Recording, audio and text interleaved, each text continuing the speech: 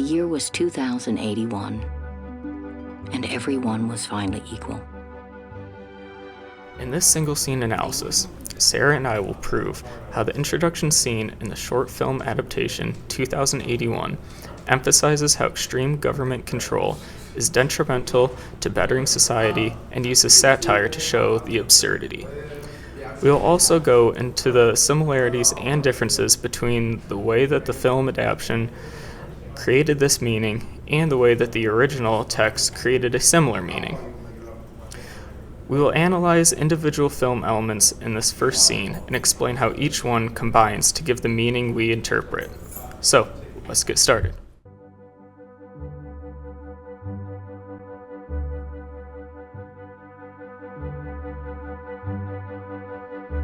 The year was 2081, and everyone was finally equal. They weren't only equal before God and the law, you see. They were equal every which way. Nobody was smarter than anybody else.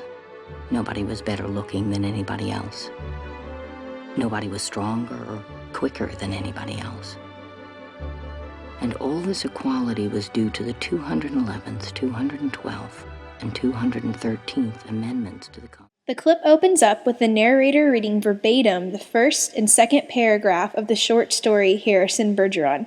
She uses this introduction to set the scene, explaining the amendments, handicaps, and the enforcement of these laws.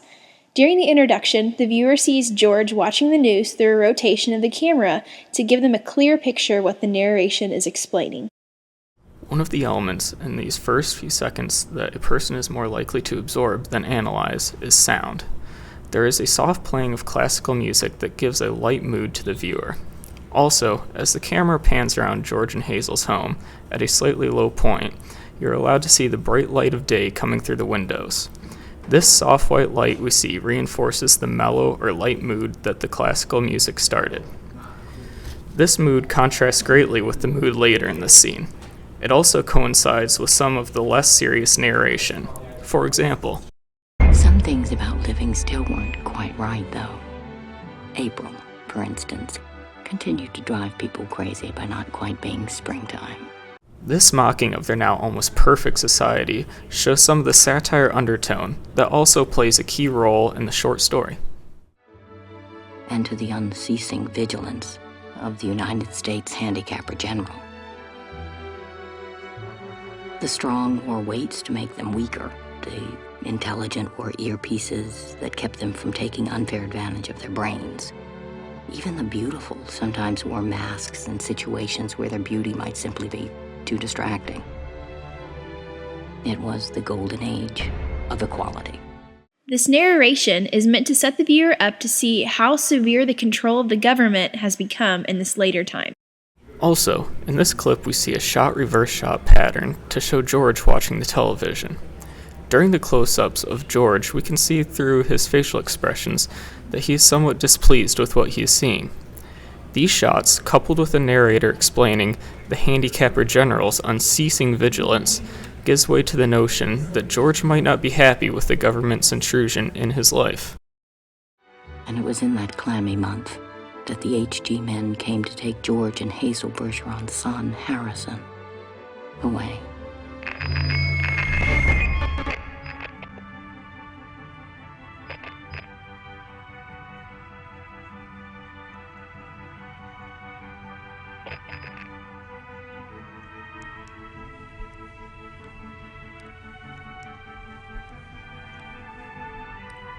You were fixing the TV, dear.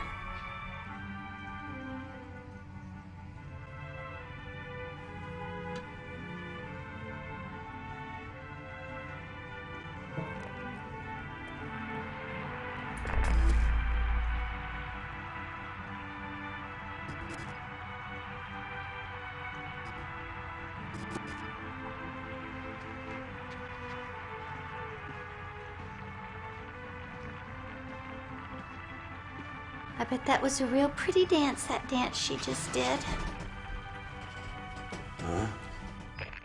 Shots that show Hazel knitting on a nice but average couch with a normal lamp behind her show that George and Hazel's life is middle class and average. This is also emphasized by the pictures on the wall when George is fixing the TV and the pan shot that shows a table in front of Hazel. Other parts of this clip that emphasize the average lifestyle of this couple through the mise en scène include the shots later on that show Hazel in their average-sized kitchen. This is important because it shows they were not necessarily incredibly wealthy, successful, high-society people before the amendments took place. These amendments clearly affected the general public greatly as well. At this point, we realize that the earlier parts of this scene were a flashback of George's, and that his mental handicap had snapped him out of it, as we hear the same loud noise and the screen flashes to emphasize the effectiveness of the handicap. After George comes to, we can sense a shift in the mood. This is done through the use of lighting, sound, and the viewer's realization of what situation George is in. The lighting is now much darker and artificial, originating from a couple of lamps in the living room. Also, the music is quieter and uses more low notes. Here's a comparison of the music in the very beginning and the music now.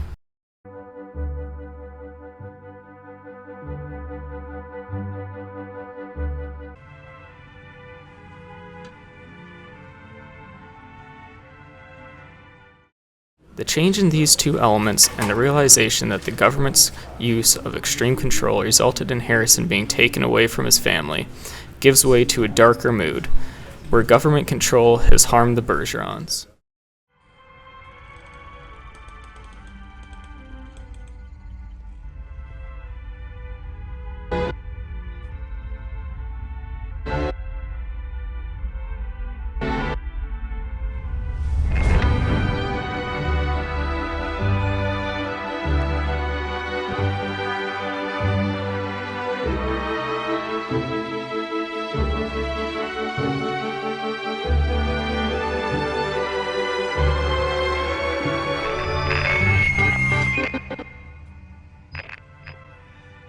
Ooh, what was it this time?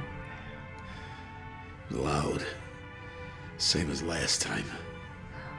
Sounded a little like somebody hitting a milk bottle with a ball peen hammer from here.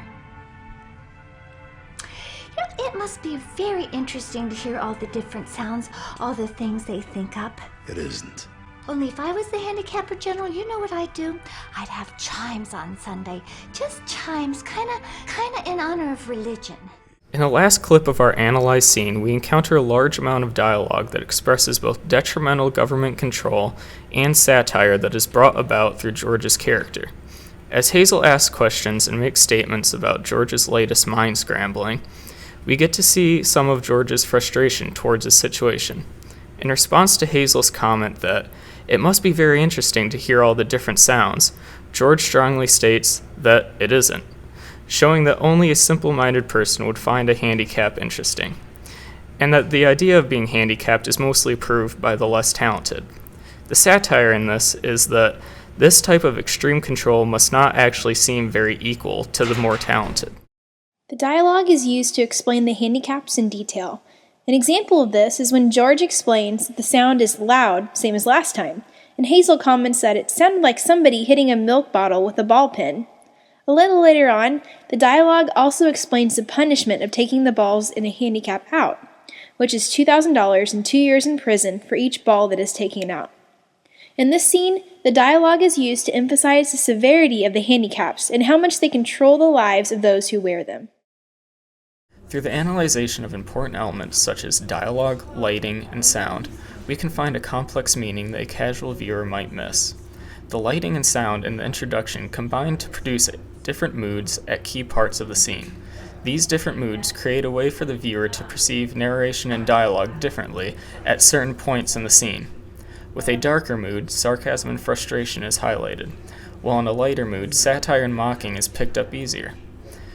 The combination of these elements allows the viewer to interpret a meaning we interpreted as an emphasis on how extreme control is detrimental to bettering society, and the use of satire to show the absurdity. A similar meaning that is created in the original fiction text is created through the use of some of the same narration and dialogue as the film, but it uses deeper description through narration to create its meaning. The meaning in the introduction scene in the film and the first few paragraphs in the short story are very important to the rest of the film and story, because this meaning is carried on and built upon as they each progress to the end.